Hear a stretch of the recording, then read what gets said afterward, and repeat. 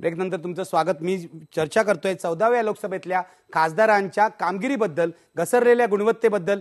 आधीच्या सेगमेंटमध्ये सुरेश भटेवरा महाराष्ट्र टाइम्सचे पत्रकार आहेत, त्यांनी अतिशय सविस्तरपणे काय काय झाले 14व्या लोकसभेत हे आकडेवारीसह सांगितलं। त्यानंतर मोहन रावले यांनी असं सांगितलं, सरकार आमचं ऐकून घेत नाही म्हणून जनतेचा आवाज उठवण्यासाठी गोंधळ घालावा लागतो। मी पुन्हा एकदा प्रयत्न करणार आहे कोल्हापूरला जायचा। राष्ट्रवादी काँग्रेसचे खासदार आहेत सदाशिवराव मंडलिक आपल्याबरोबर।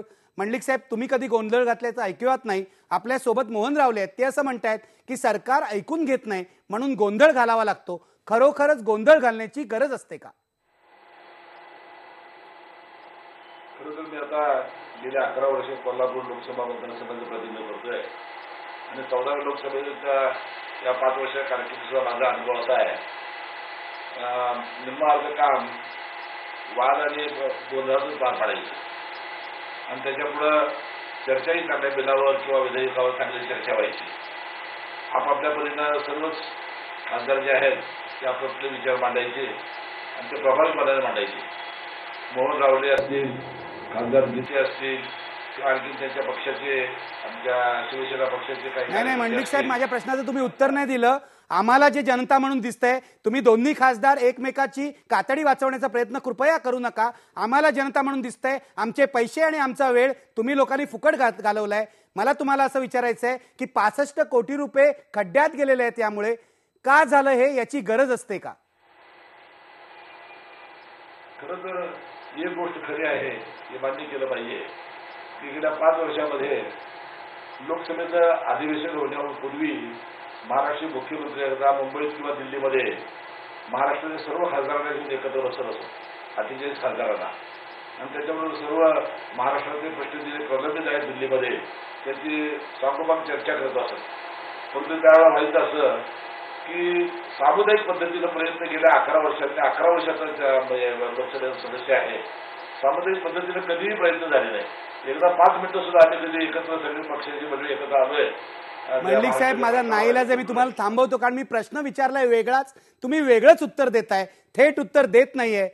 मला माहित नाही यालाच काँग्रेस कल्चर म्हणायचं का, कारण उत्तराला बगल दिलेली आहे। मी जातोय रामदास आठवलेंकडे। रामदास आठवले आरपीआयचे नेते आणि खासदार माझ्यासोबत आहेत। आठवले साहेब, मला सांगा, अनेकदा त्या लोकसभेच्या सभागृहामध्ये उठून तुम्ही विनोद करता, विनोदी कविता म्हणता आणि लोकांची करमणूक होते, असा आरोप केला जातोय की खासदार वेळ वाया घालवतात। का वाया घालवतात तुम्ही असा वेळ? तर आता वेळ वाया घालवतो असं काही म्हणता येणार नाही, परंतु लोकसभेमध्ये आपण अनेक वेळेला अत्यंत महत्वाच्या विषयावरती आपण प्रश्न विचारलेले आहेत, आवाज आपण उठवलेला आहे। आणि माझ्या कविताच्या बद्दल ठीक आहे, कविताच्या बद्दल कुणाला काय वाटत असेल, परंतु एक मी कवी आहे आणि त्यामुळं सभागृहामध्ये अनेक वेळेला ज्या वेळेला संधी मिळाली। आठवले साहेब, कविता करण्यासाठी तुम्हाला लोकसभेत पाठवलेलं नाहीये लोकांनी। लोकांचे प्रश्न जे आहेत ते लोकांचे प्रश्न आपण सर्वात जास्त विचारलेले आहेत, म्हणजे आपण जर माहिती घेतली। पण आता आकडेवारी सुरेश भटेवरा महाराष्ट्र टाइम्सचे पत्रकार यांनी आपल्या समोर ठेवली आहे, 65 कोटी रुपये जनतेचे फुकट गेलेले आहेत या सगळ्या गोंधळामुळे किंवा इतर काही कारणामुळे। यावर आपलं काय म्हणणं आहे? तर त्याच्याबद्दल आपलं म्हणणं एवढं आहे की गोंधळ नेहमीच असावा असं अजिबात नाहीये, परंतु ज्या वेळेला अशा पद्धतीचे काही महत्वाचे विषय असतात त्यावेळेला आपल्याला काय गोंधळ घालणं आवश्यक असतं। ज्याप्रमाणे काल गोंधळ घालणं आवश्यक असतं असं तुमचं मत आहे का?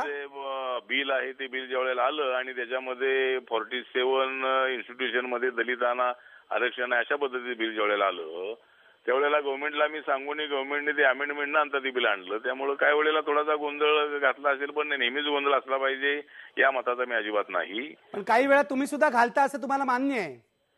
नाही, मान्य आहे म्हणजे आता कधी कधी जो विषय असतो तो ज्या वेळेला स्पीकर ऐकत नाहीत किंवा सरकार ज्या वेळेला आपलं म्हणणं नाहीये त्यावेळेला आपल्याला अशा पद्धती भूमिका कधी कधी मांडावी लागते। अगदी अगदी आठवले साहेब, मी येतो तुमच्याकडे। मी जातोय पुन्हा सुरेश भटेवरा यांच्याकडे। भटेवरा, 2 पक्षाच्या खासदारांचं आपण म्हणणं ऐकलं, सदाशिवराव मंडलिक सत्ताधारी पक्ष त्यांचंही ऐकलं।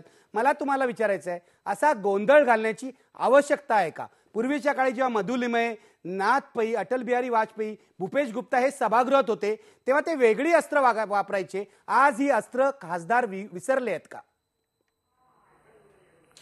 हा प्रश्न निखिल वागळेंचा नाही, हा प्रश्न सुरेश भटेवरांचा नाही, हा सगळ्या देशाला वाटणारा प्रश्न आहे की खासदार तिथे काम करण्याच्या ऐवजी why don't they debate, Y they disrupt असा प्रश्न तर कायमच विचारला जातोय। याच्यामध्ये एका म्हणजे मान्यवर पक्षाच्या मान्यवर नेत्यांनी, मी त्याचं नाव इथे घेणार नाही, त्यांनी मला फार छान ऐकवलं होतं. मी हाच प्रश्न त्यांना विचारला की हे गोंधळ घालून अध्यक्षांच्या समोर वेलमध्ये येऊन जो तुम्ही तमाशा करता आणि त्याच्यातून जे काही टी व्हीवर देशाला दर्शन घडतं त्याच्यामुळे एकूण पार्लमेंटची प्रतिष्ठा कुठे जाते, काय जाते, त्याच्यावर त्यांनी असं छान उत्तर दिलं. तुम्हाला काय वाटतं, संसद म्हणजे काय प्रेयर हॉल आहे का? संसद म्हणजे काय चर्च आहे का की जिथे येऊन आम्ही प्रार्थना करावी, देशाचं भलं व्हावं याचं चिंतन करावं आणि आपापल्या घरी जावं? हे लोकांचा आवाज उठवण्याची जागा आहे आणि आवाज उठवण्याचे प्रकार वेगवेगळे असतात. जर सरकार आमचं ऐकत नसेल, आता मुख्यत्वे असं आहे की संसदेमध्ये ऑडिटचा भाग आपण जेव्हा बोलतो तेव्हा विरोधकांची जबाबदारी जास्त असते की त्यांनी परिणामकारकरित्या सरकारला कोंडीत पकडणारं ऑडिट करणारं, त्याच्यासाठी वेगवेगळे प्रश्न विचारून वेगवेगळ्या पद्धतीची भाषणं करून सरकारला कोंडीत धरलं पाहिजे. पण आता त्या प्रकारातला रस खासदारांचा कमी होत चालल्यामुळे ते सरकारला कोंडीत पकडण्याकरता अत्यंत सोपा उपाय म्हणजे आपली जागा सोडून अध्यक्षांच्या समोर येतात, मोठमोठ्याने घोषणा देतात, टीव्हीकडे पाहतात. निम्मे खासदार भाषण करत असताना अध्यक्षाकडे न पाहताना मीडियाकडे वरती पाहत बोलतात. हे सध्याच्या संसदेचं चित्र आहे, दुर्दैवी येते.